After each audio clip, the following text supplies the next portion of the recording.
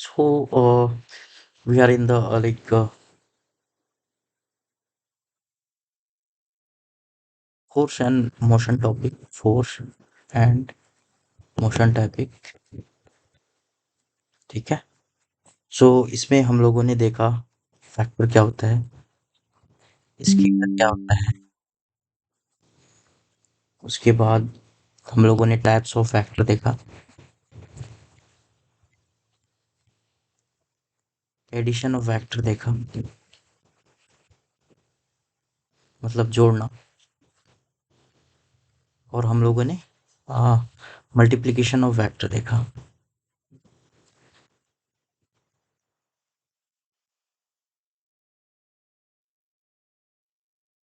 ठीक है। उसके बाद हम लोग कुछ डेफिनेशंस देखें, फोर्स का देखें, स्पीड का देखें, उसके बाद एक्सेलरेशन देखें, वेलोसिटी देखा हमने। ठीक है। आप पीछे वाली वीडियो चेक कर सकते हैं, वीडियो नंबर 1 पे ये अवेलेबल है। सो अभी जो हमें मूव करना है वो है हमारा जो टॉपिक है, फोर्स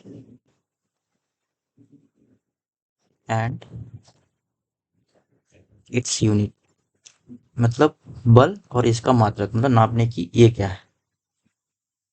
और हम लोग जानेंगे कॉन्सेप्ट ऑफ रेजोल्यूशन।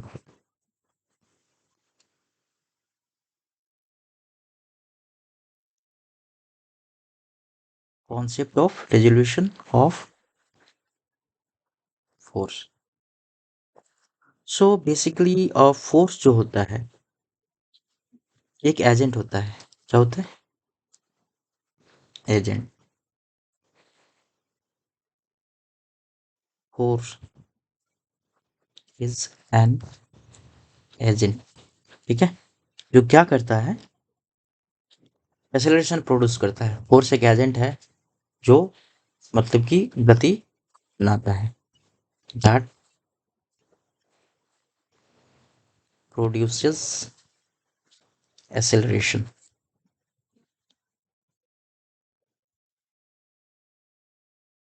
ठीक है। On the body in which it acts. Basically इसको ये कोई बॉडी है और ये कोई इंसान इसको फोर्स दे रहा है, कुछ कुछ फोर्स दे रहा है। तो इसमें जो है फोर्स जो है एक एजेंट है जो क्या करता है, इसको एक्सेलरेट करता है, मतलब आगे की ओर भेजता है। आगे की ओर भेजता है, इसको क्या करता है, एक्सेलरेशन देता है। और ये जो बॉडी है, ये जो हमारा बॉडी है, मतलब जिस बॉडी पे फोर्स लगाया जा रहा है वो एक्ट करता है, यही कह रहा है कि यही फोर्स है। और दूसरा डेफिनेशन है जो इसका, बेसिकली इट इज पुल और पुश, मतलब धक्का देना या फिर खींचना।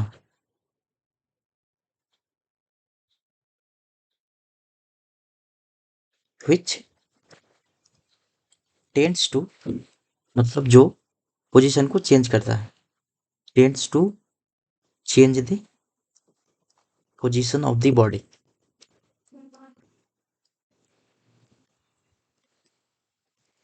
सो बेसिकली ये अगर एक पत्थर है तो ये एक इंसान है, ये इस पे कुछ फोर्स लगा रहा है, दैट मीन्स धक्का दे रहा है। तो यहाँ एक फोर्स लग रहा है और ये एक बॉडी है, दूसरा बॉडी है, और ये इंसान इसको खींच रहा है। क्या कर रहा है? खींच रहा है। इधर भी फोर्स लग रहा है ना, इसी को ही हम लोग फोर्स कर रहे हैं। और बॉडी में कुछ एक्टिंग आ रहा है, एक्टिंग दैट मीन्स एक बॉडी एक्सेलरेट होकर एक जगह से दूसरी जगह जा रहा है। तो इसी को हम लोग फोर्स कहेंगे।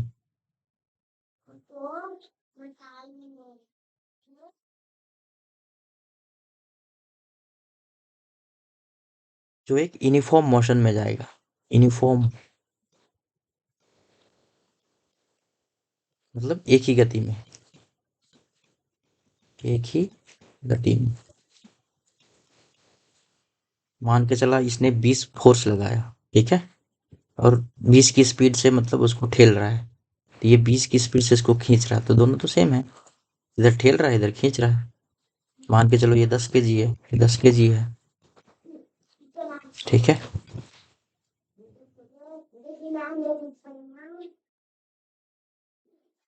फोर्स जो होता है बेसिकली ये वेक्टर क्वांटिटी होता है। क्यों वेक्टर क्वांटिटी होता है? क्योंकि हम जो बल लगाते हैं वो किसी तरफ जाता है, धकेल रहे हैं तो वो किसी दिशा में जा रहा है ना, तो ये एक वेक्टर क्वांटिटी है।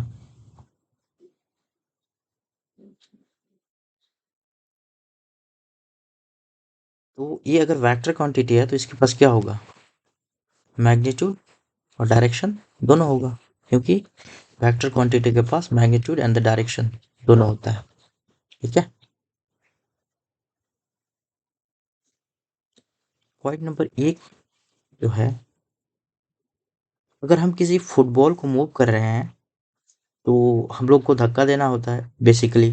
दैट मीन्स कि हमें किक मारना पड़ता है फुटबॉल में। अगर ये एक फुटबॉल है और एक इंसान अगर इसका पैर से मारता है इसको, पैर से मारता है तो वो किक कर रहा है ना। दूसरा जो आता है, तो यहाँ कुछ फोर्स लग रहा है ना। जैसे कोई फुटबॉल आ रहा है, मान के चलो ये फुटबॉल, सॉरी, ये इंसान ने इस फुटबॉल को 20 की गति में मारा, और ये इंसान जो है वो जो गति में आया 20 में ही ना आया, 20 गति में ना, तो इंसान इसको रोकने की कोशिश कर रहा है पैर से, तो ये भी 20 की गति से ही ना रोकेगा। तो यही चीज है फोर्स, ठीक है।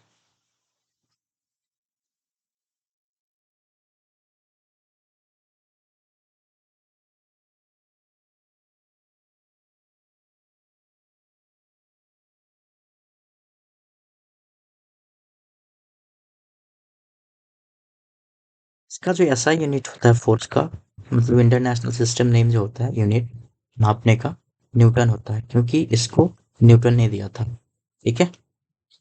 और इसका जो डायमेंशन होता है बेसिकली, इसका जो डायमेंशन होता है वो होता है मीटर, लेंथ e की पावर -2, ठीक है। मीटर कभी नेगेटिव नहीं होगा, लेंथ कभी नेगेटिव नहीं होगा, पर टाइम घटेगा। अब हम जानते हैं रेजोल्यूशन ऑफ फोर्स।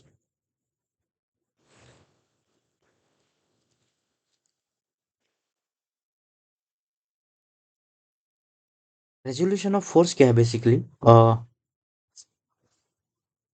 बेसिकली एक फोर्स को, मतलब एक बल को दो बल में टुकड़ा करने को ही रेजोल्यूशन ऑफ फोर्स कहते हैं, ठीक है। सो इसका डेफिनेशन जो है, द फेनोमेनन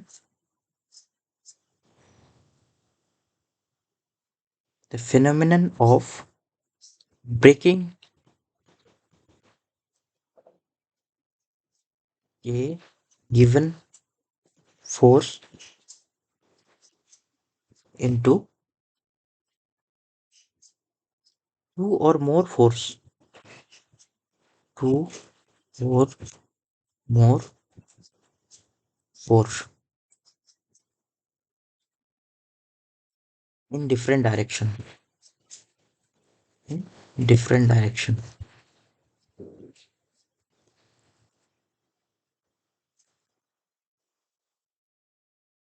ठीक है।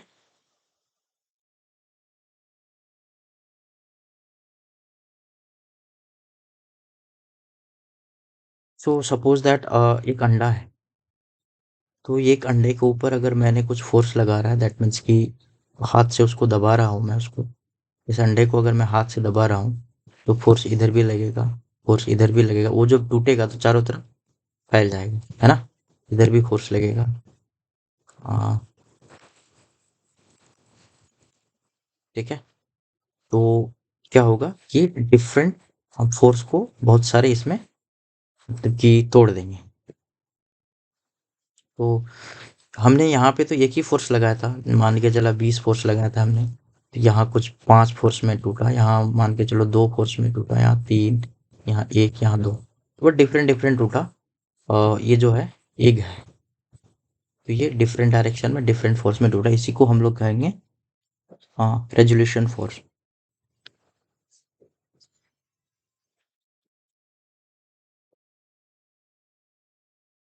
ठीक है, इसको समझने के लिए हम लोग एक थ्योरी का यूज करते हैं बेसिकली।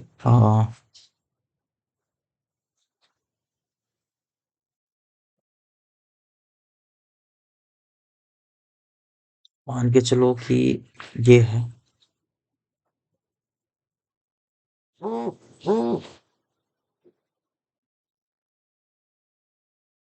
ये एक्स एक्सिस है, ये वाई एक्सिस है, और मेरा फोर्स इधर लग रहा है।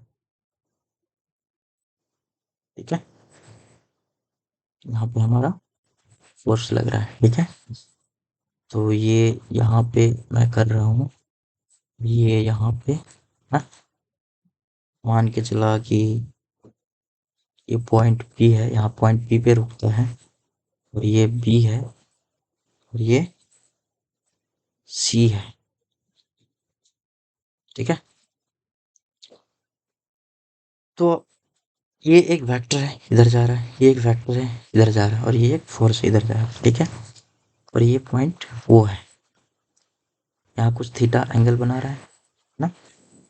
तो हम देखते हैं कि ट्राइंगल ओ पी बी में, ट्राइंगल ओ पी बी में है ना, अगर साइन थीटा का फॉर्मूला यूज कर रहे हैं यहाँ पे, साइन थीटा तो क्या होगा, पी बाई बी।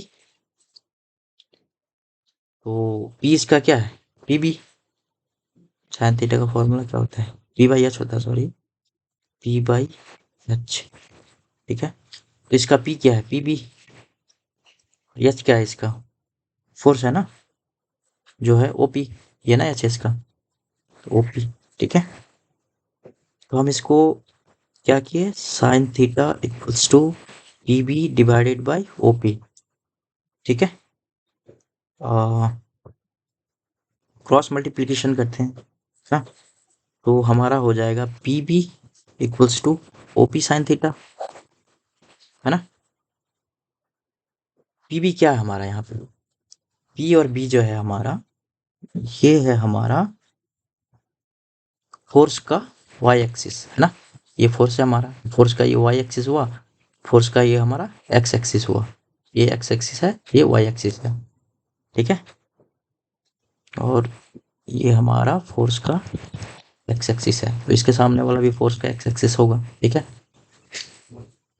तो पीबी को हम रिप्लेस कर देंगे, ये जो पीबी है, पीबी को रिप्लेस कर देंगे हम फोर्स का Y axis divided by, oh sorry, equals to OP. क्या है हमारा यहाँ पे, ओपी फोर्स है हमारा, है ना, फोर्स एफ है, साइन थीटा, है ना। तो हमारा जो एफ वाई होगा, यानी कि जो वेक्टर होगा वाई डायरेक्शन में, दैट मीन्स कि इस डायरेक्शन में F factor is equals to,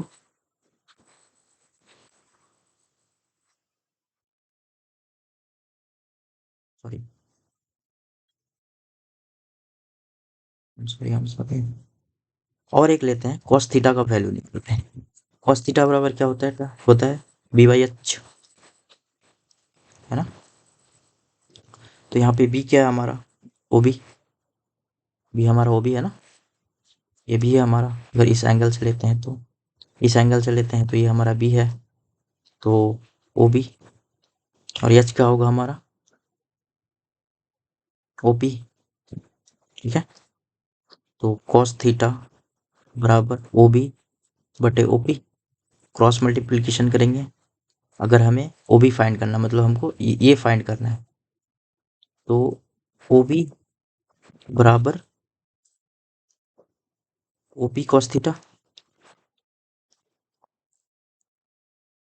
O B क्या है हमारा, एक्स एक्सिस है ना, मैंने बताया ना, O B F X axis है यहाँ,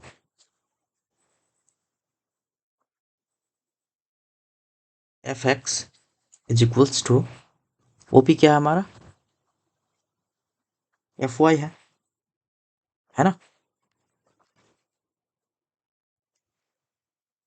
तो एफ वाई है, तो एफ वाई कॉस थीटा है ना।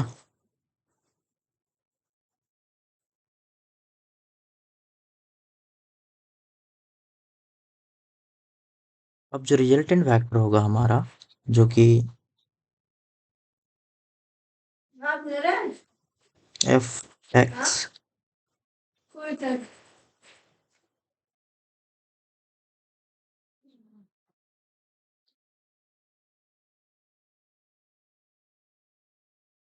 जो रिजल्टेंट वेक्टर आएगा हमारा F factor equals to F of X factor plus F of Y factor है ना।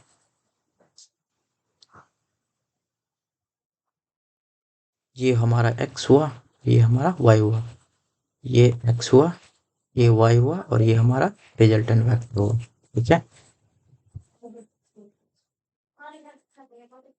जो कि रिजल्टेंट हो जाएगा F is equals to F of X square plus F to Y square, F Y to square. ठीक है, इससे हमारा रिजल्टेंट वेक्टर मिलेगा। ठीक है, जो ये प्रूफ है एक फोर्स को दो फोर्स में टूटकर जोड़ने का, मतलब कि हमारा एक फोर्स ए था, एक फोर्स बी था, ये फोर्स ए था, ये फोर्स बी था, जो सी फोर्स टूट के बना था। तो हमने ये 10th में पढ़ा होगा, A square is equals to B square plus C square. उसी टाइप से है कि ये जो है इसमें टूट गया, तो ये उसका फॉर्मूला है ज्ञात करने के लिए। टुकड़े हुए जो मतलब टूटे हुए मतलब फोर्स को जोड़ने के लिए, उसका रिजल्टेंट प्राप्त करने के लिए हमें ये फॉर्मूला यूज करना होगा। अब बहुत ही इम्पोर्टेंट टॉपिक्स पे जाते हैं, जो है बेसिकली न्यूटन्स का दिया हुआ नियम, न्यूटन्स लॉज ऑफ मोशन। ठीक है,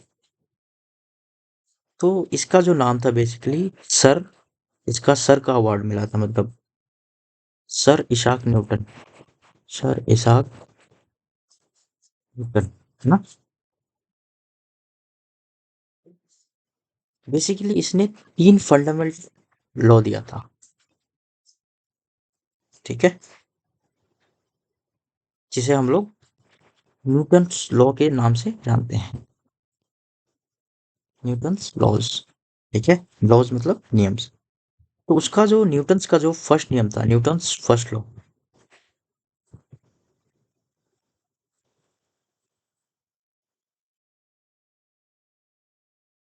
न्यूटन्स कहता है basically it states that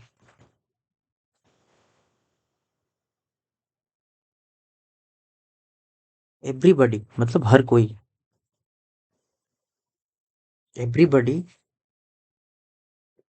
continues in its state of rest, continues in its state of rest, मतलब हर कोई रेस्ट से शुरू करता है, और यूनिफॉर्म मोशन मतलब सामान्य गति,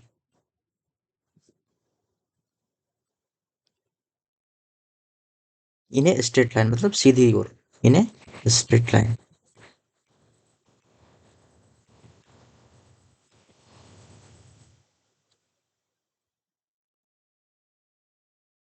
until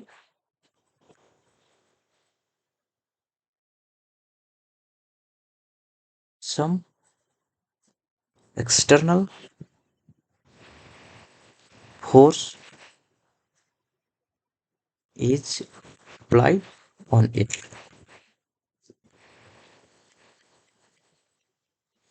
न्यूटन ने जो कहा था, बेसिकली उसका फर्स्ट लॉ कहा था कि कोई भी जो चीज है, कोई भी वस्तु है, मान के चलें कि ये पत्थर है, ये अपनी रेस्ट से शुरू करता है, ठीक है, रेस्ट में रहता है, या तो फिर यूनिफॉर्म मोशन में रहता है, सामान्य गति में रुका हुआ, तो उसका स्पीड तो कुछ है ना, रुका हुआ तो उसका स्पीड जीरो जीरो है, फोर्स जीरो है, तो ये शुरू से शुरू ये होता है।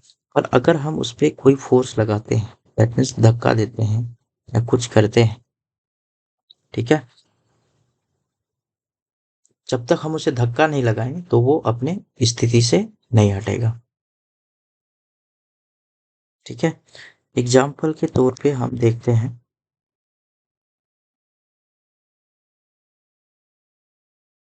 अगर किसी टेबल पर, मान के चलो ये एक टेबल है, एक किताब रखी हुई है, तो ये किताब मूव नहीं करेगा जब तक कि हम उसे कोई फोर्स नहीं देंगे। ये अपना, ये किताब जो है पोजीशन भी चेंज नहीं करेगा, पोजीशन मतलब अपना स्थान भी चेंज नहीं करेगा जब तक कि हम उसको एक्सटर्नल फोर्स ना दे, एक्सटर्नल मतलब बाहरी शक्ति ना दे। तो इसका फर्स्ट लॉ यही कहता था, ठीक है। मैं हिंदी में लिख दूं, और जब तक किसी वस्तु में बाहरी बल ना लगाया जाए, वो अपनी स्थिति या स्थिति सॉरी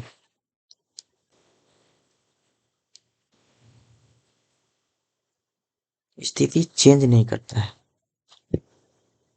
चेंज नहीं करता है, ठीक है। अब आते हैं हम लोग न्यूटन के second law.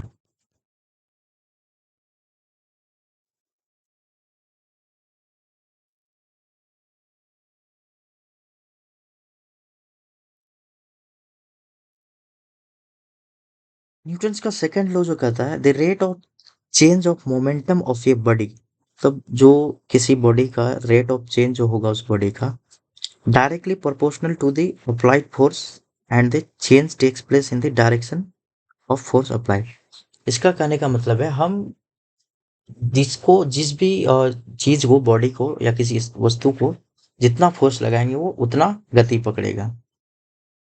So the rate of change of momentum,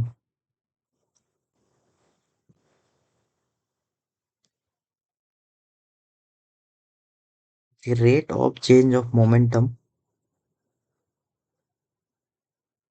of a body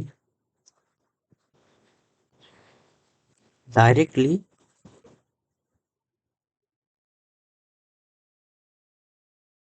proportional to the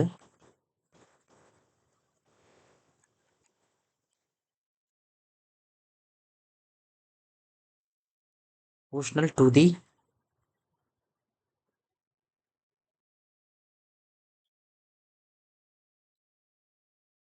applied force,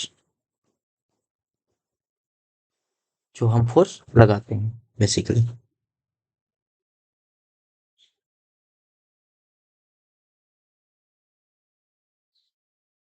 and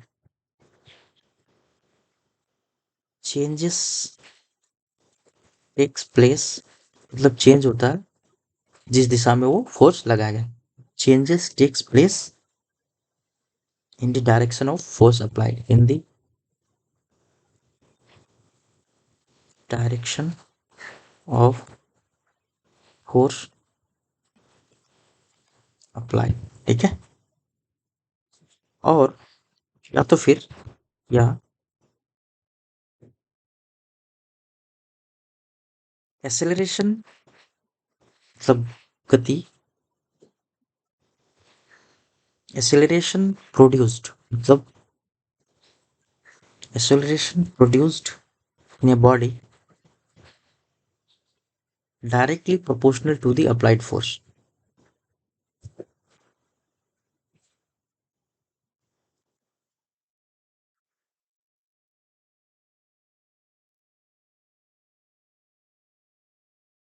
ठीक है। सपोज दैट एक बॉडी ए है, ठीक है, और जिसका भार है मास m, ठीक है, और उसका वेलोसिटी u है, उसका वेलोसिटी u है, और फोर्स लगा रहे हैं m, फोर्स लगा रहे हैं F,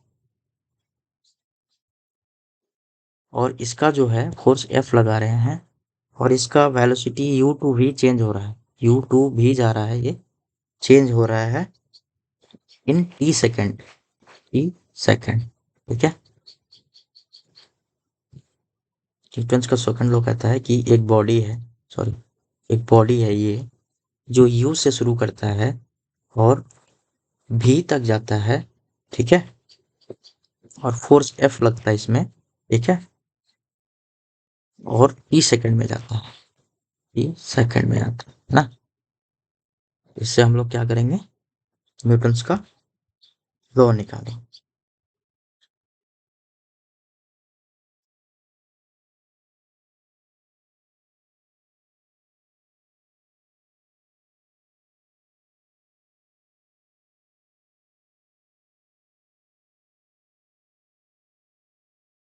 सो इसका जो इनिशियल मोमेंटम होगा, मतलब इनिशियल जो इस पॉइंट पे होगा, इस पॉइंट पे, तो इसका जो इनिशियल मोमेंटम होगा, इनिशियल मोमेंटम जो होगा इसका, ये होगा मास इनटू पॉइंट यू, जो जीरो होगा यहाँ पे, ठीक है। इनिशियली तो जीरो रहेगा, कोई फोर्स नहीं लगेगा।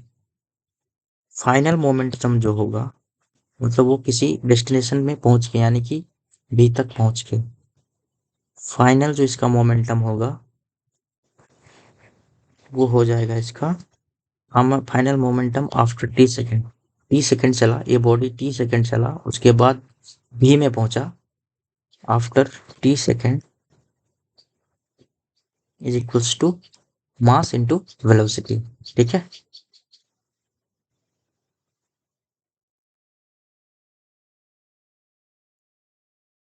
ये यू वेलोसिटी से मूव कर रहा था, ठीक है, यू वेलोसिटी से मूव कर रहा था, तो इनिशियली जो होगा वो जीरो होगा, तो एम यू होगा, तो टी सेकेंड बाद वो भी पे पहुंच जाता है तो एम भी होगा। मान के चला यहाँ पे एक है और दो है, ठीक है, तो यहाँ पे एक आदमी है, यहाँ पे मान के चलो चार आदमी है, तो पहले तो यहाँ जब है तो उसके पास तीन आदमी है, ठीक है, और कुछ टाइम बाद वो यहाँ पे आता है, चार आदमी के पास आता है उस टी सेकेंड में, ठीक है, तो यहाँ पे आके कितना आदमी हो जाएगा उसके पास, सात आदमी हो जाएगा ना। तो वही चीज ये है कि final momentum after T second is equals to M B, ठीक है। तो total change in momentum, total change, change कितना हुआ, टोटल चेंज इन मोमेंटम, ये कैसे निकालेंगे। सपोज दैट ये एक पॉइंट है, यहाँ पे जीरो है, और ये पॉइंट यू था, तो यहाँ से हमने पहुंचा भी पे जो 10 है, ठीक है। तो हम क्या करेंगे कि ये यहाँ एक बॉडी है, मास है, मतलब मान के चलो एक पत्थर ही है, उसमें हम लोगों ने कुछ फोर्स लगाया या, तो ये बॉडी मूव करेगा एम यू से, ठीक है। तो ये जो वहां पहुंचेगा, यहाँ पहुंचेगा, तो कुछ दूरी तय करके आया, है ना, कितना दूरी तय किया, मतलब कितना चेंजेस आया, ठीक है, यहाँ पर कितना चेंजेस आया, तो हम लोग उसको कैसे करेंगे, इस पॉइंट से इस पॉइंट को घटा देंगे तो पता लग जाएगा। तो ये पॉइंट क्या है हमारा, M B minus M U, तो हमें पता लग जाएगा कि कितना मोमेंटम चेंज हुआ है, M B minus M U, ठीक है।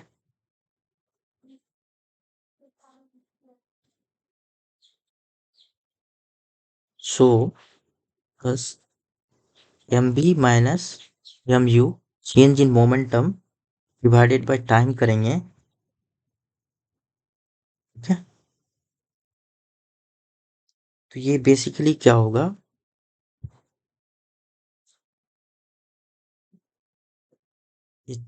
सो बेसिकली हमें मिल जाएगा टोटल चेंज इन मोमेंटम, ठीक है। तो हमारा सेकेंड लॉ क्या कहता है, फ्रॉम सेकेंड लॉ, कि वो डायरेक्टली प्रोपोर्शनल होता है फोर्स के, कि जितना फोर्स लगाएंगे उतना ज्यादा, क्योंकि P minus M B of minus M U divided by T. ठीक है,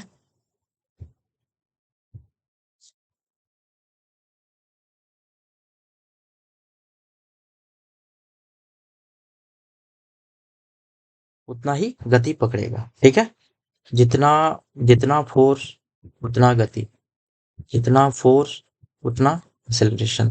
सो ऐसे काम करता है ये। ठीक है, so that is M common v minus U divided by T. ठीक है, अब हम लोग क्या करेंगे, एम हमारा मास है, ये मेरा फाइनल पॉइंट है, क्यू मेरा इनिशियल पॉइंट है और टी मेरा टाइम है। ठीक है,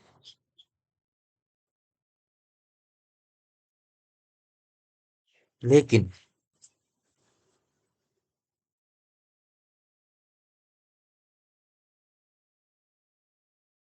v minus U divided by T जो होता है, ये बेसिकली फॉर्मूला होता है चेंज इन वेलोसिटी, वेलोसिटी में कितना चेंजेस आया, change in velocity divided by time, है ना, जो कि एक्सेलरेशन का फॉर्मूला है, एक्सेलरेशन का फॉर्मूला है ना। सो हेंस इसीलिए हम लोग क्या करेंगे कि हम लोग फोर्स जितना लगाएंगे उतना मास इनटू एक्सेलरेशन होगा। ठीक है, जितना फोर्स लगाएंगे उतना हमारा जो है एक्सेलरेशन बढ़ेगा, that is directly proportional to the mass into acceleration. और F is equals to K M A, K क्या है यहाँ पे, कांस्टेंट। ठीक है, यहाँ पे के का वैल्यू जो होगा 1 होगा ना। तो फाइनली हमें मिल जाएगा F force is equal to mass into acceleration. So ये हुआ हमारा फोर्स फाइंड करने का फॉर्मूला, कि किस बॉडी में कितना फोर्स लग रहा है। जब हम मास मतलब भार गुना एक्सेलरेशन मतलब उनकी गति से गुना करेंगे तो हमें फोर्स पता चल जाएगा कि कितना है।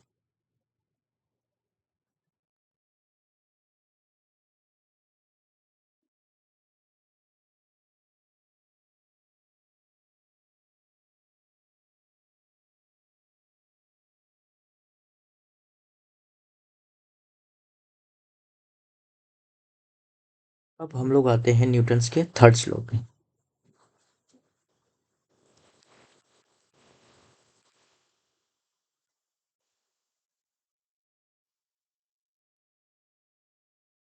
ठीक है, न्यूटन का थर्ड लॉ कहता है कि to every action, to every action there is an equal and opposite reaction, there is an equal and opposite reaction, or action and reaction, action and reaction are equal and opposite।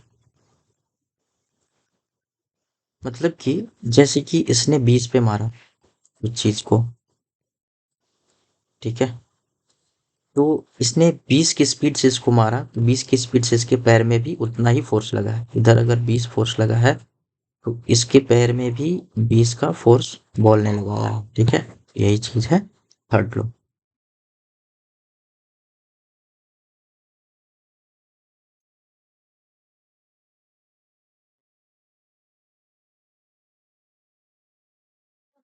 ये जैसे कि third law में ये है कि ये जो इंसान है किसी बॉल को हिट किया, ठीक है, तो 20 की स्पीड में इसको हिट किया, तो इस बॉल ने भी इसको 20 की स्पीड से हिट किया ऑपोजिट डायरेक्शन में, ठीक है, तभी तो दोनों के अंदर ये होगा, टकराव होगा।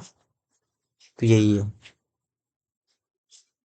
तो इसको फाइंड करने का जो फॉर्मूला होता है एफ ये भी,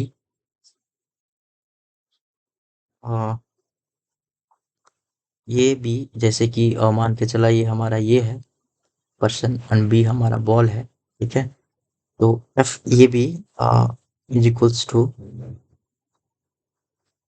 force on A by B.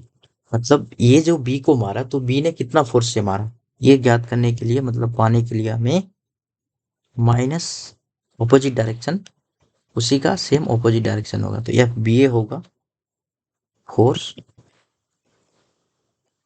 B by ए। जितना ये ने बी को मारा था बी ने भी उतना ही मारा, ठीक है। तो ये था न्यूटन्स के third law.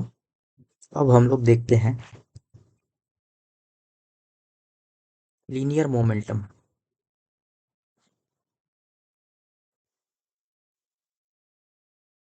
Linear momentum, conservation of momentum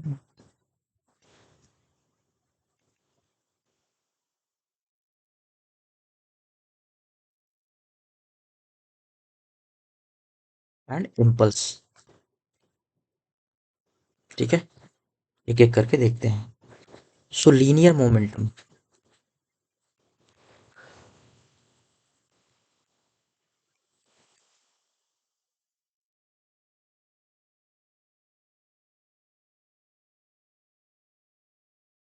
तो लीनियर मोमेंटम उसको कहेंगे जब, बेसिकली मैं इसका डेफिनेशन लिख लेता हूँ पहले दे, द क्वांटिटी,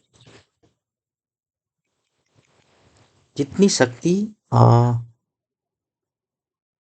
किसी बॉडी में लगाया गया, the quantity of motion content in the body is called linear motion,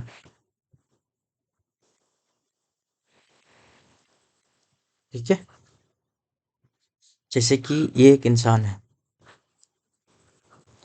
इसने एक बॉल को हिट किया, इस बॉल को हिट किया, तो इसमें कुछ, इसने कुछ मतलब कि ये कुछ फोर्स से इस बॉल को हिट किया, तो इसमें कुछ स्पीड आया, तो इस बॉल में जो मतलब गति पकड़ा, यानी कि मोशन पकड़ा, जो इस फोर्स से लिया गया, मतलब इस इंसान से लिया गया, ये जो रखता है, इसी को हम लोग लीनियर मोशन कहते हैं। मतलब सीधी गति में जाएगा ये, ठीक है।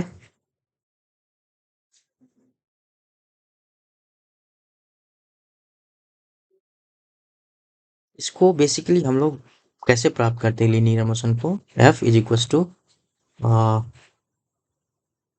मास इनटू वेलोसिटी से हम लोग को लीनियर मोशन मिल जाएगा, ठीक है। लीनियर मोशन को हम लोग पी से डिनोट करते हैं, सॉरी, पी से डिनोट करते हैं, मास इंटू वेलोसिटी करेंगे तो हमें लीनियर मोशन मिल जाएगा।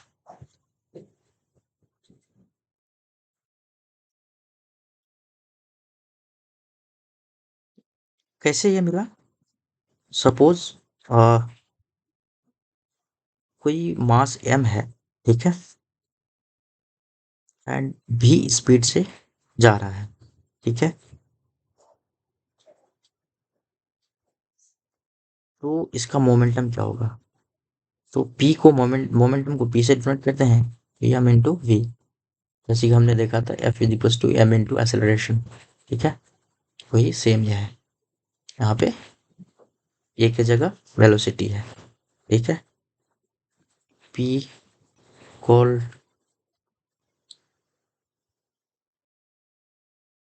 Momentum. Here m is mass of the body and v is velocity of the body. ठीक है।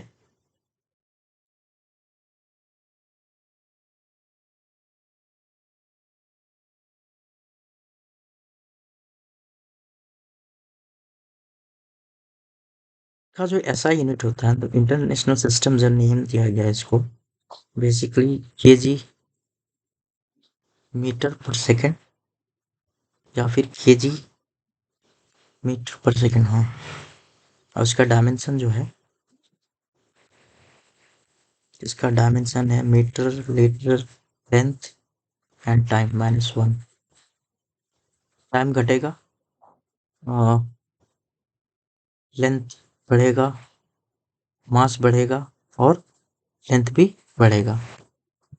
अगर हम किसी बॉडी को एक इंसान है और ये 5 किलो का मान के चलो बॉल है, ये अगर 20 की स्पीड से मारता है तो 20 की स्पीड इसमें ट्रांसफर हुआ तो ये अभी 25 का हो गया। ठीक है। यहाँ पे जो दीवार है, इस दीवार में जो आएगा ये बॉल 25 की स्पीड से हिट करेगा यहाँ पे।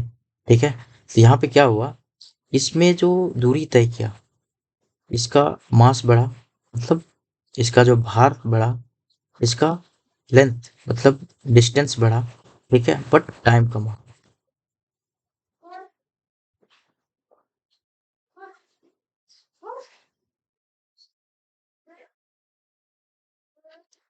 अब हम लोग देखते हैं कंजर्वेशन ऑफ मोमेंटम,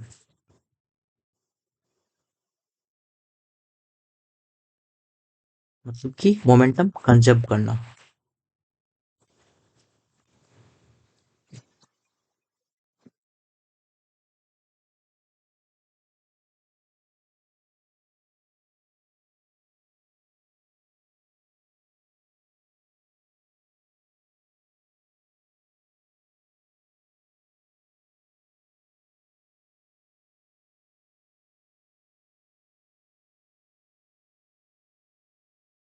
तो कंजर्वेशन क्या होता है बेसिकली कि अगर इफ एक्सटर्नल फोर्स मतलब बाहरी गति, एक्सटर्नल बल, फोर्स मतलब बल, हिंदी उतना आता नहीं मुझे। External force acting on a system, acting on a system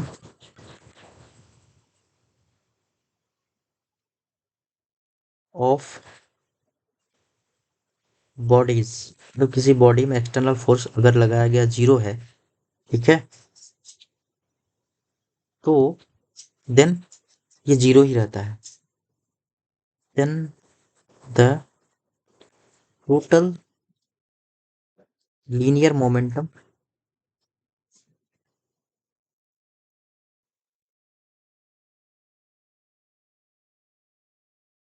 of a system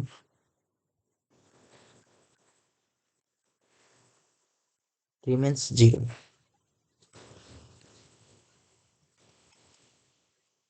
ठीक है।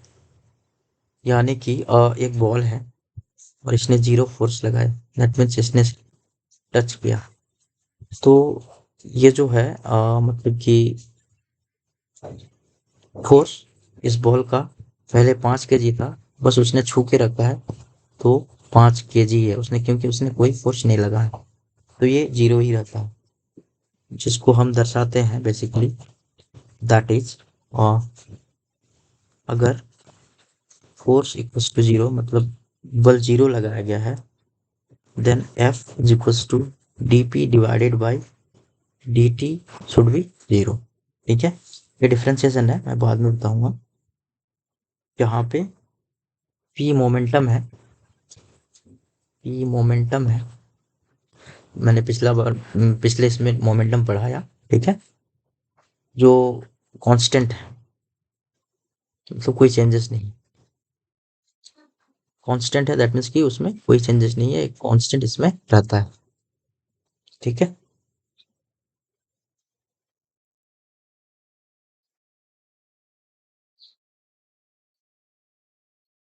और एक एग्जांपल आता है हमारे पास, recoil of the gun, recoil of the gun. ठीक है, इसमें क्या कहता है कि when a bullet is fired, मतलब जब कोई गोली छोड़ा जाता है बंदूक से, when a bullet is fired with a gun, मतलब विथ ए गन, किसी बंदूक से जब कोई गोली फायर किया जाता है और वो फॉरवर्ड डायरेक्शन में जाता है, मूव इन फॉरवर्ड डायरेक्शन, अगर वो फॉरवर्ड डायरेक्शन में जाता है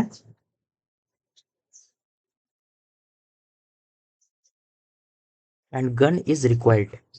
आपने देखा होगा जब बंदूक गोली छोड़ती है तो पीछे धक्का मार के बहुत स्पीड से जाता है, जो गन चलाता है वो पीछे थोड़ा उसको झटका लगता है। ठीक है, तो इसी को रिकॉइल ऑफ द गन कहते हैं। ठीक है, रिकॉइल। ठीक है, तो इसमें क्या होता है बेसिकली, चलिए मान लेते हैं कि एम जो है हमारा मास ऑफ बुलेट है, मतलब गोली का वजन है। ठीक है, और यू जो है हमारा वेलोसिटी ऑफ बुलेट है, मतलब कितनी गति से जाएगा वो। ठीक है, और एम जो है हमारा, कैपिटल एम जो है हमारा मास ऑफ गन है, मतलब बंदूक का वजन है। ठीक है, और भी जो है हमारा वेलोसिटी ऑफ गन है, मतलब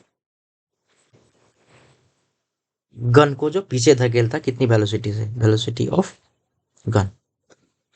यहाँ पे कह रहा है कि एक इंसान एक बंदूक पकड़ा हुआ है। ठीक है, इससे बुलेट निकल रही है। ठीक है, इस बुलेट का वजन यम है, इसका स्पीड जो है यू है, और ये गन जो है गन का वजन एम है, और ये जो बुलेट छूटा, जब बुलेट छूटा तो ये इसको इधर धकेला भी के स्पीड से। ठीक है, ये एम, सॉरी, ये यू की स्पीड से ढकेला, ये भी की स्पीड से ढकेला। ठीक है,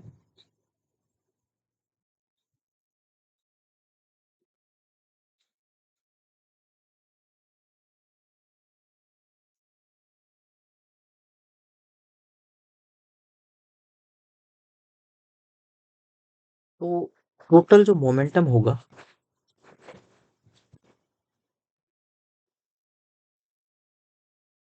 फायर करने से पहले जीरो होगा, क्योंकि ना ये इसको धक्का दे रहा है ना वो इसको धक्का दे रहा है ना, तो वो इनिशियली जीरो होगा। ठीक है, जब वो फायर कर देगा, मतलब जब वो गोली चला देगा, आफ्टर फायरिंग उसका क्या हो जाएगा, उसका मास, बुलेट का मास इंटू उसका स्पीड हो जाएगा, तो फोर्स पता लग जाएगा, प्लस कितना फोर्स लगा, हम फोर्स ज्ञात कर रहे हैं ना हम लोग, तो मास इंटू वेलोसिटी, फिर जो है गन का mass capital M into velocity V, gun का, ये प्लस हो जाएगा। ठीक है, ये है हमारा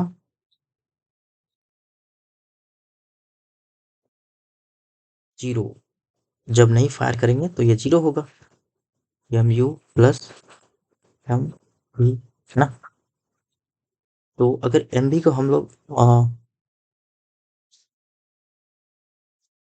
तो हम लोग अगर इसको उधर ले जाएंगे तो M dot V is equals to M dot U होगा माइनस में, है ना। अगर हम लोग वेलोसिटी फाइंड करेंगे गन का, जब एक आदमी गन छोड़ेगा तो हम लोग कैसे फाइंड करेंगे, minus M U divided by capital M. यम छोटा एम यहाँ पे मास ऑफ बुलेट था, मतलब बुलेट का मतलब गोली का वजन था, यू हमारा speed of velocity of gun था, वेलोसिटी ऑफ बुलेट था, सॉरी, वेलोसिटी ऑफ बुलेट था, एम जो था हमारा मास ऑफ गन था, गन का ये था, क्या बोल रहे हैं कि भार था। है ना।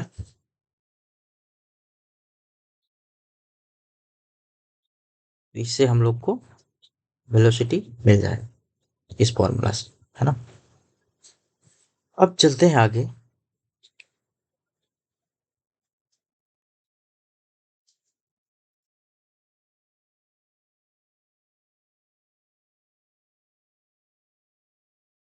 सर्कुलर मोशन पे चलते हैं हम लोग चलते हैं सर्कुलर मोशन पे।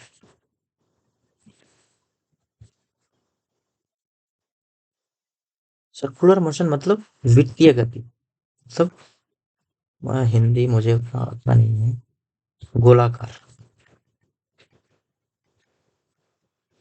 ठीक है।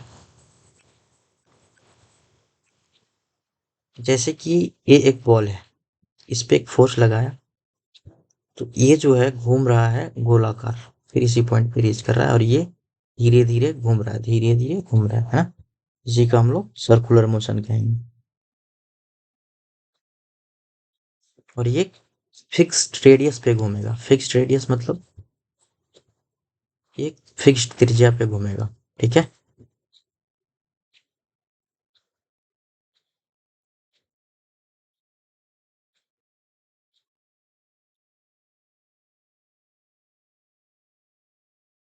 जैसे कि गाड़ी का चक्का, ये एक सर्कुलर मोशन में घूमता है ना।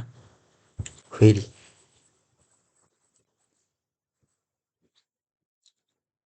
तो इसका जो डेफिनेशन होगा, motion of a body,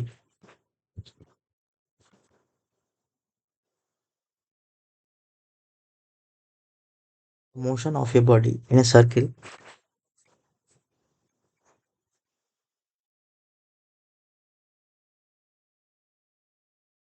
of fixed radius, of fixed radius is called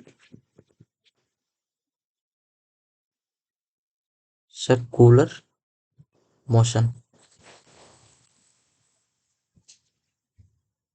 example के तौर पर, जैसे कि एक गाय बांधा हुआ और ये एक मैदान है, उसका कुछ रस्सी है और ये चल रहा है चारों तरफ, तो ये एक मोशन पे घूम रहा है। तो रस्सी तो छोटा बड़ा नहीं हो सकता ना, रस्सी जितना है उतना ही रहेगा। एक फिक्स्ड रेडियस पे घूम रहा है, जो मोशन कर रहा है, मतलब सर्कुलर, ठीक है।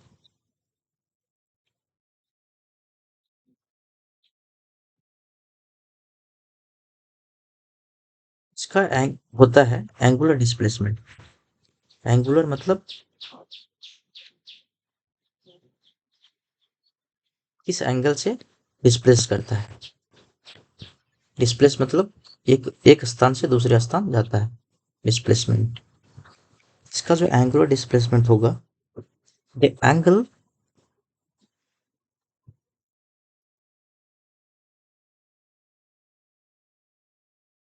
Angle described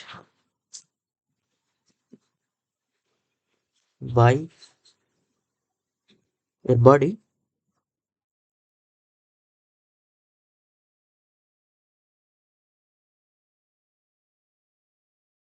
moving in a circular angular displacement, moving in a circular angular displacement, है ना। सो ये एक सर्किल है, ये पॉइंट वो है, ठीक है। और एक टाइम पे वो यहाँ है, गाय, एक टाइम पे यहाँ है, ठीक है। तो इस टाइम पे यहाँ था, इस टाइम पे यहाँ था, ठीक है। तो कुछ एंगल बनेगा यहाँ, है ना। तो ये हुआ, ये बी हुआ, है ना। तो एक एंगल बनाएगा क्या, B O A, B O A angle बनाएगा एक, है ना। तो ये जो है, गाय जो पहुंचा इस पॉइंट से इस पॉइंट तक, तो वो ये जो है, इसको हम लोग डिस्प्लेसमेंट कहेंगे। ये जो है, ये है डिस्प्लेसमेंट।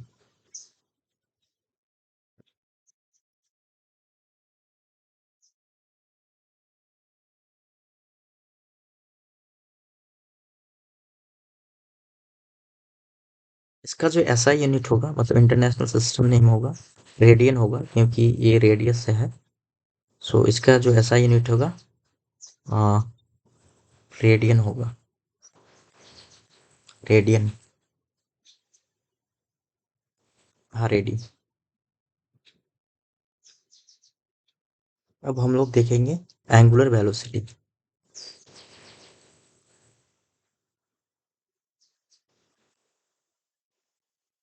एंगुलर वेलोसिटी क्या है?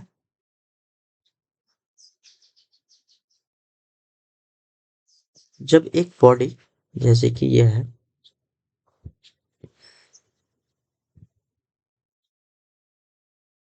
ओ ए बी, तो ये जो यहाँ से यहाँ तक गया तो कुछ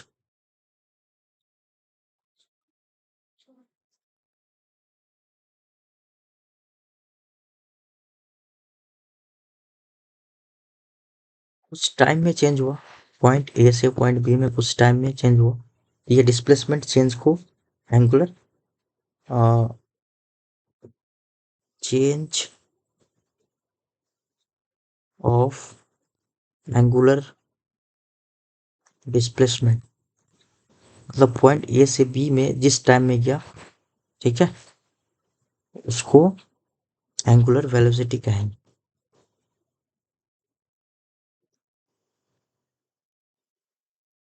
ठीक है, और इसको हम डिनोट करेंगे, डिनोट मतलब दर्शाएंगे, डिनोटेड बाय ओमेगा। ठीक है, डब्ल्यू, स्मॉल डब्ल्यू। ठीक है, सो अगर यहाँ पे हमारा थीटा,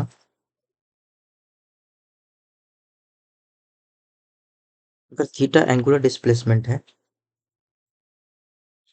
तो हमारा एंगुलर वेलोसिटी क्या होगा? If theta is angular displacement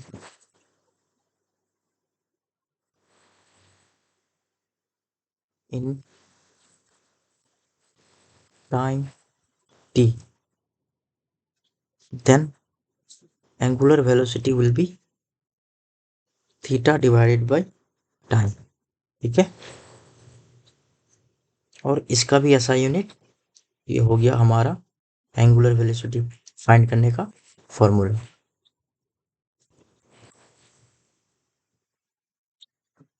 angular velocity find करने का फॉर्मूला हो गया ये, जो कितने एंगल से घूम रहा है और कितने टाइम में, डिवाइडेड बाय कितना टाइम। ठीक है, यहाँ पे W हो गया हमारा एंगुलर वेलोसिटी, थीटा हो गया एंगल, और थीटा हो गया angular displacement, sorry angular displacement मतलब कितने, कुछ जो ये जो है यहाँ जो है, ये पॉइंट जो है, ये बी, ये जो थीटा बना तो एक डिस्प्लेसमेंट से ही ना बना है, कुछ टाइम में ही ना बना है कि इस टाइम में ये ये जो पॉइंट था, यहाँ ये जो गाय का रस्सी है, यहाँ पे गाय, गाय ये पे है, ये से बी पे जा रहा है, कुछ डिस्प्लेसमेंट मतलब दूरी तय करके टाइम टी में तो चेंजेस आया, तो कुछ थीटा बनाया, उसी को ना एंगुलर वेलोसिटी डिस्प्लेसमेंट कहेंगे। तो ये हमारा एंगुलर डिस्प्लेसमेंट हुआ। ठीक है, और ये हो गया यहाँ पे टाइम, जितना टाइम लगा ए टू बी जाने में, तो हमें एंगुलर वेलोसिटी पता चल जाएगा कि हमारा एंगुलर वेलोसिटी कितना है, यहाँ कितना इससे गया। अब हम लोग आते हैं टाइम पीरियड में। टाइम पीरियड क्या होता है बेसिकली? ये जो है, मान के चलो एक गाय बांधा हुआ है, ठीक है, ये एक फील्ड है गोल सा, ये गाय जो बांधा हुआ है, ये जो शुरू हो रहा है यहाँ से शुरू होके एक बार में फिर से उस पॉइंट पे जितने टाइम में पहुंचता है, उसी को टाइम पीरियड कहते हैं। ठीक है, उसी को टाइम पीरियड कहते हैं। ये से शुरू किया था, ऐसे गया, और फिर आके भी वहीं पे आके जमा हो गया, और इसने एक साइकिल पूरा किया, मतलब एक बार घूमा, इसी को टाइम पीरियड कहते हैं। ठीक है, सो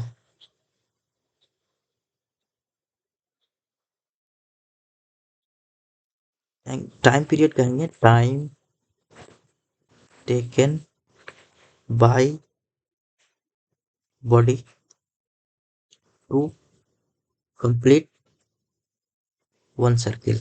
सब एक सर्किल बनाने में उसको कितना टाइम लगा, उसी को हम लोग टाइम पीरियड कहेंगे। हम लोग इसको डिनोट करेंगे टी से, इसको टी से डिनोट करते हैं। ठीक है,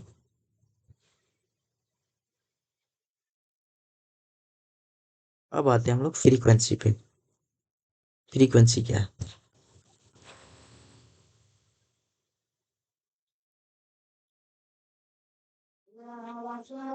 तो फ्रीक्वेंसी उसे कहते हैं कि एक बॉडी जितनी बार एक गोलाई को पूरा करेगा उसको फ्रीक्वेंसी कहते हैं। जैसे कि ये था, तो ये कितनी बार घुमा, ये कितनी बार घुमा, लेट्स से 50 बार घुमा, इसी को फ्रीक्वेंसी कहेंगे।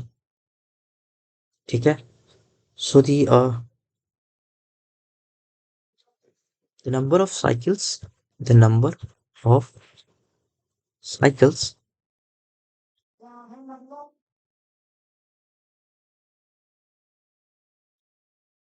Completed by a body, completed. तो यहाँ पे बॉडी क्या था, हमारा गाय था। ये गाय जो है घूम रहा है, वो जितना बार घूमेगा उसी को हम लोग फ्रीक्वेंसी कहेंगे। कंप्लीटेड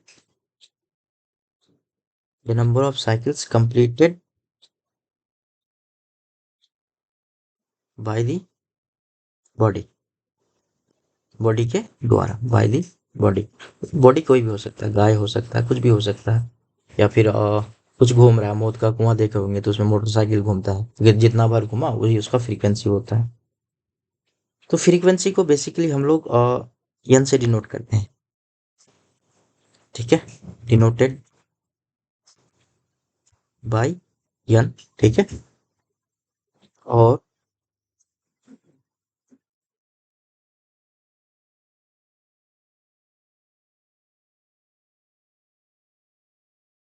फ्रीक्वेंसी फाइंड करने के लिए कुछ नहीं करना, हमें एक डिवाइडेड बाय टाइम कर देना है।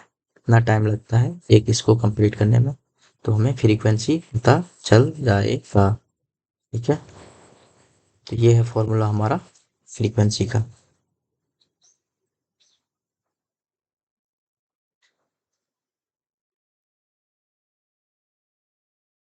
तो आज के लिए इतना ही। एंड नेक्स्ट वीडियो जो आएगा हमारा सर्कुलर मोशन पे ही आएगा, और हम बताएंगे उसमें कि लीनियर और एंगुलर वेलोसिटी में एक रिलेशनशिप क्या होता है, relationship between linear and angular velocity. ठीक है, वो नेक्स्ट क्लास में बताएंगे। टिल नाउ ये आपके सीबीएसई बोर्ड्स के लिए भी अच्छे हैं, पीएससीबी के लिए भी अच्छे हैं। ये फॉर्मूला का यूज करके आप आईआईटी जेईई नीट्स का भी क्वेश्चंस सॉल्व कर सकते हैं। और ज़्यादा आपको अगर समझ नहीं आता तो बार बार रिपीट करके देखो, समझ आएगा। प्रॉपर नोट्स बनाओ daily, so you will get it. And कोई अगर डाउट हो तो यू कैन कमेंट सेक्शन, तुम कमेंट कर सकते हो। And you can also mail at me, मेरा मेल है MUSHFYQUE 8011 outlook.com, outlook.com, इस पे आप मेल भेज सकते हैं। So thank you. And circular motion जो है हमारा force and motion topic complete होने वाला है। जस्ट इसमें एक ही पार्ट बचे हैं जो है हमारा एप्लीकेशन और centripetal force in banking of roads. So वो हम नेक्स्ट वीडियो में बताएंगे और नेक्स्ट क्लास में बताएंगे। टिल नाउ इतना ही। Thanks, and please subscribe and also share with your friend so that he can pass the board exams also and learn something new and good understanding of the physics. Thank you.